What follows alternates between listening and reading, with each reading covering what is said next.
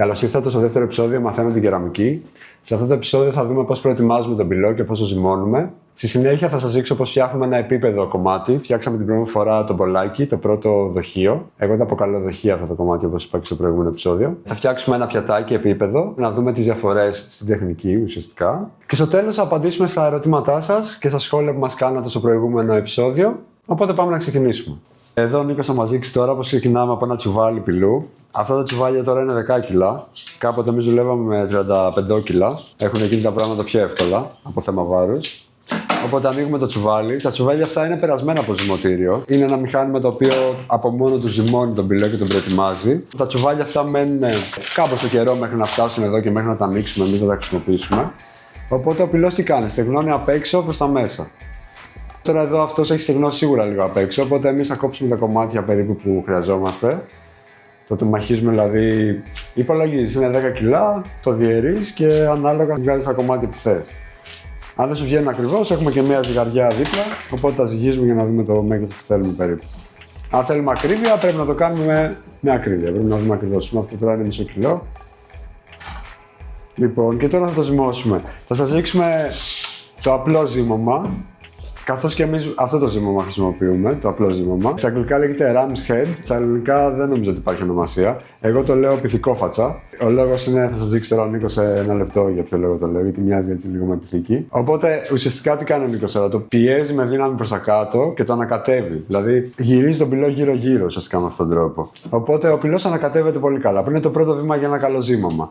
Το δεύτερο βήμα για ένα καλό ζύμωμα είναι ο πυλός να μην γεμίζει με αέρα. Δηλαδή, αυτή η πίεση που κάνει ο Νίκος είναι το αντίθετο από κάποιον που προσπαθεί να φτιάξει ζυμάρι πίτσας, π.χ., καθώς προσπαθεί να αφαιρέσει από μέσα τον αέρα.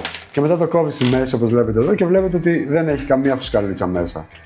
Τώρα, ακριβώς για να κάνεις αυτό το ζύμωμα με λεπτομέρεια, θέλει πρακτική πάλι. Δηλαδή, όπως λέμε και για τα άλλα πράγματα που κάνουμε, χρειάζεται αρκετή πρακτική εξάσκηση ουσιαστικά. Τώρα, αυτά είναι δύο κομματάκια που έχει φτιάξει ο Νίκος. Εμάς δεν μας βολεύουν τώρα αυτά για αυτό που θέλουμε να κάνουμε, βέβαια. Πρέπει να το ενώσεις, να γίνει ένα μισό κιλό για να φτιάξουμε ένα πιατάκι στον τροχό με αυτό το κομμάτι. Σαν να ζυμώνει, κάτσε να προσπαθήσω να το ρίξω εγώ μια διαφορετική λήψη. Και μετά το καβουλιάζει, έτσι. Αυτό το λέμε καβουλιάζει γιατί η μικρή μπαλίτσα που φτιάχνουμε λέγεται καβούλα σαν όρος έτσι στην κεραμική και είναι έτοιμο να το χρησιμοποιήσουμε αυτό. Οπότε πάμε στον τροχό. Εγώ γενικά το κάνω λίγο επίπεδο για να κολλήσει λίγο πιο καλά κάτω στη βάση, να μην έχει κάποια φουσκάλα, κάποια άλλη ατέλεια. Το κολλάμε καλά. Βάζουμε νεράκι. Κεντράρουμε. Όσο πιο καλά κεντράρουμε, τόσο πιο εύκολο θα είναι. Να θυμίσω σε όποιον ζορίζεται με το κεντράρισμα, αξίζει να το μάθεις καλά. Έχει μπει στο κέντρο τώρα. Αρκετά καλά, είμαστε έτοιμοι. Λοιπόν, αντί να τρυπήσουμε τώρα, όπως τρυπάγαμε στα δοχεία, θα κατεβάσουμε το κομμάτι και θα το κάνουμε επίπεδο κατευθείαν. Οπότε, πιέζω. Ουσιαστικά μια μπουνιά έχω φτιάξει, έτσι. Μπουνιά. Χρησιμοποιώ εδώ πέρα αυτό το κομμάτι, το βρέχω, το κρατάω βρεγμένο και πιέζω προς τα κάτω. Χρησιμοποιώ πάντα και το άλλο χέρι. Το αριστερό χέρι όταν είναι ελεύθερο, καλό είναι να βοηθάει στην ισορροπία.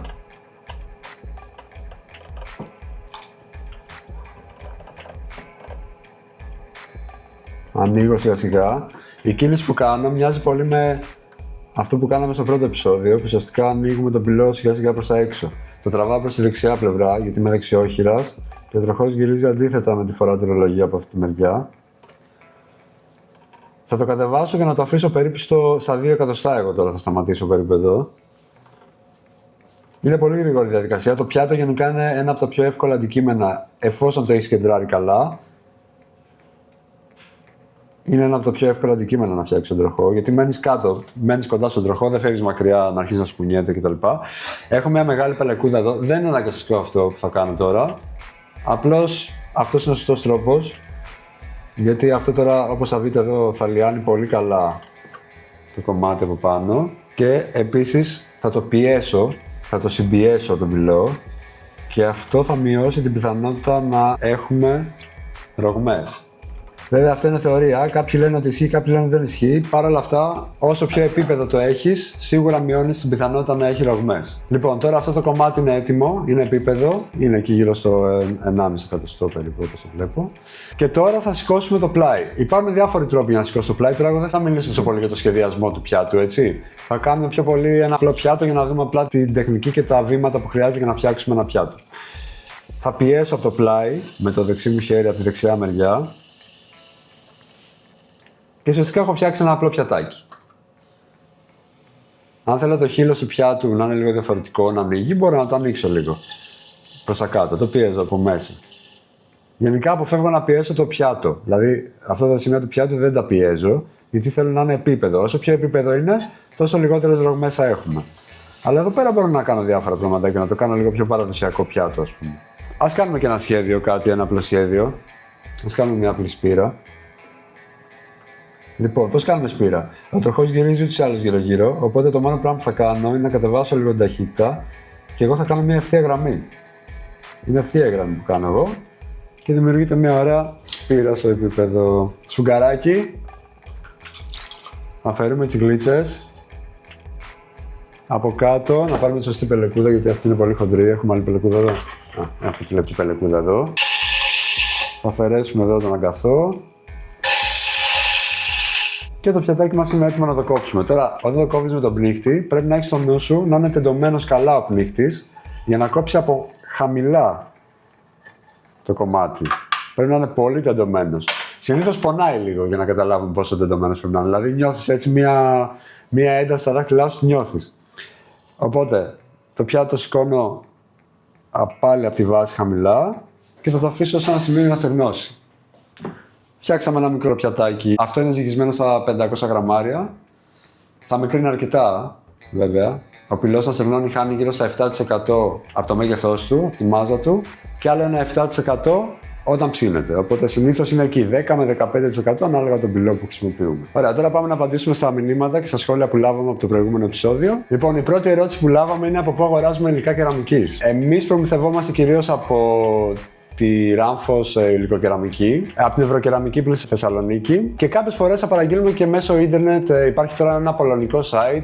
Όσο ψάχνετε θα βρίσκετε, τέλος πάντων, δεν υπάρχει στάνταρ προμηθευτές. Καλό είναι να ψαχνόμαστε, να προσπαθούμε να βρούμε τις καλύτερες τιμές που μπορούμε να βρούμε, καθώς τα υλικά και ιδιαίτερα τα μηχανήματα κεραμικής είναι πολύ ακριβά. Όπως απάντησα και στον κύριο που με ρώτησε για τα υλικά, του εξήγησα ότι γενικά είναι ακριβά τα μηχανήματα. Επίσης με ρώτησε ποιο τροχό χρησιμοποιούμε. Αυτός είναι ο Whisper T της Simpo. Είναι επαγγελματικός τροχός. Εγώ τον έχω από το 2015. Τον έχω δηλαδή τώρα 11 χρόνια. Δεν του έχω κάνει ποτέ service. Του έχουμε βγάλει τα μάτια, του έχουμε χαλάσει τα καλώδια, του έχουμε τραβήξει μια φορά κατά λάθος, έφυγε από τη θέση του και λειτουργεί μια χαρά. Είναι αθόρυβος, γι' αυτό λέγεται Whisper T, ότι ψιθυρίζει ουσιαστικά. Είναι αθόρυβος τελείως. Και για μαθητικούς έχουμε πάρει της ίδιας εταιρείας. 3 έχουμε, είναι άλλος ένας έξω. Τον RK55 της Simpo πάλι. Αυτός κάνει λίγο περισσότερο θόρυβο το μοτέρ του. Είναι λίγο πιο χαμηλής έντασης στο μοτέρ παρόλα αυτά. Και το οποίο καταλαβαίνεις στο πανατρόχι, δηλαδή όταν πας να κεντράρεις ή να κάνεις κάποιες άλλες δουλειές, σου μειώνει λίγο την ταχύτητα ουσιαστικά. Αυτό. Τώρα, άμα θέλετε, κάποιος έχει προχωρήσει και θέλει για καμίνι, υπάρχει η εταιρεία Bonis, που τα παιδιά είναι πολύ καλά και είναι ελληνικής κατασκευής καμίνια. Θα συστήνω ανεπιφύλακτα. Μπορούν να σου φτιάξουν ένα καμίνι από την αρχή όπως το θες εσύ. Δηλαδή, εμείς είχαμε ένα χώρο που θέλαμε ένα συγκεκριμένο καμίνι και κανονικά αυτό ήταν 1,20, 1,15. Και εμάς ο χώρος μας ήταν 1 μέτρο. Οπότε έκατσε ο Γιάννης ο Μπόνης και μου το σχεδίασε και μπήκε ακριβώς σε 1 μέτρο. Δηλαδή, μιλάμε για φοβερά παιδιά, τα οποία αξίζει πολύ να τα στηρίξει όποιος θέλει να πάρει καμίνι. Ένα τελευταίο μηχάνημα που θέλουμε να σας δείξουμε στη συνέχεια και είναι το τελευταίο πράγμα που θα κάνουμε για σήμερα είναι το ζυμωτήριο. Εμείς πλέον δεν ζυμώνουμε με τα χέρια γιατί κάνουμε αρκετά μεγάλη παραγωγή για το μαγαζί μας. Εδώ είμαστε τώρα στο ζυμωτήριο. Είναι ένα βαρεού τύπου μηχάνημα, όπως βλέπετε. Τα ζυμωτήρια είναι ακριβά εργαλεία, εκτός να τα βρεις μεταχειρισμένα όπως το βρήκαμε εμείς. Εδώ έχουμε τα τσουβάλια με τον πυλό κτλ. Ξεκινάμε. Ουσιαστικά έχουμε 2 κυλίνδρους, οι οποίοι γυρνάνε για να πάρουν μέσα τον πυλό. Και μέσα εσωτερικά που δεν φαίνεται, στο ζυμωτήρι έχει ένα κοχλίο, ο οποίος γυρνάει γύρω-γύρω και ζυμώνει τον πυλό, τον ανακατεύει. Και μετά με την πίεση που προσφέρουν οι δύο κύλινδροι όπως κατεβάζουν τον πυλό, σπρώχνουν όλα από έναν μικρό εδώ κύλινδρο και βγαίνει σαν μακαρόνι, σαν ένα χοντρό μακαρόνι. Ωραία, θα βάλει τώρα ο Νίκος τον πυλό μέσα, να δούμε πώς το τραβάει κιόλας. Τραβάει ωραία εδώ πέρα μέσα τον πυλό και το σπρώχνει και βγαίνει εδώ από τον κύλινδρο έτοιμο, ανακατεμένο και ζυμωμένο. Κόβουμε στο μέγεθος που θέλουμε και έχουμε εδώ το κομμάτι μας έτοιμο.